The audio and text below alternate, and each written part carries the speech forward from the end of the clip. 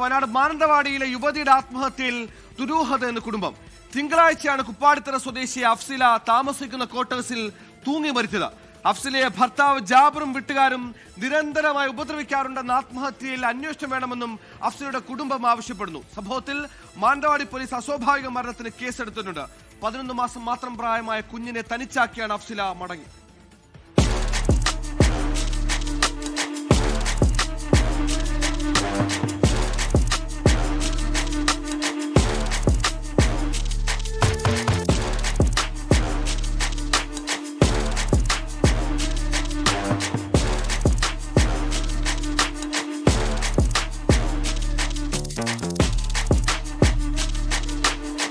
തിങ്കളാഴ്ച ഉച്ചയോടെയാണ് സംഭവമുണ്ടായത്. തിരക്കുകൾ കഴിഞ്ഞ് മടങ്ങിയെത്തിയ അഫ്സില ക്വാർട്ടേഴ്സിലെത്തി മിനിറ്റുകൾക്കകം തൂങ്ങി മരിക്കുകയായിരുന്നു. ഇതിനിടയിൽ ഭർത്താവ് ജാബിറുമായി വാക്കുതർക്കത്തിൽ ഏർപ്പെട്ടിരുന്നുവെന്ന് ക്വാർട്ടേഴ്സിൽ ഒപ്പമുണ്ടായിരുന്ന അഫ്സിലയുടെ അനുജത്തി.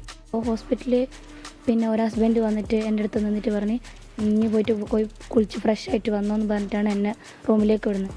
റൂമിലേക്ക് എത്തിയ സമയത്ത് ഞാൻ അങ്ങനെ തൂങ്ങിക്കിടക്കുന്നതാണ് ഞാൻ കണ്ടത്. മുൻപും നിരവധി തവണ അഫ്സിലയും ജാബിറും തമ്മിൽ പ്രശ്നങ്ങൾ ഉണ്ടായിട്ടുണ്ട്. ചിലത് കുടുംബം ഇടപെട്ട് സമവായത്തിലേക്ക് എത്തിച്ചെങ്കിൽ ചിലതിനെ പോലീസ് തന്നെ വേണ്ടി വന്നു.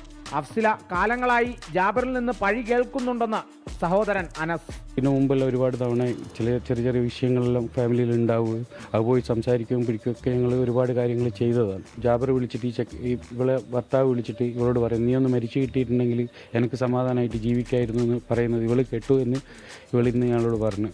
3 മക്കളാണ് അഫ്സിലയ്ക്കുള്ളത്. ഏറ്റവും ഇളയ ആൾക്ക് 11 മാസമാണ് പ്രായം. ഇടവക സ്വദേശിയായ ജാബിർ തോണിച്ചാലിൽ സ്ഥാപനം നടത്തി വരികയാണ്. 24 വയനാട്.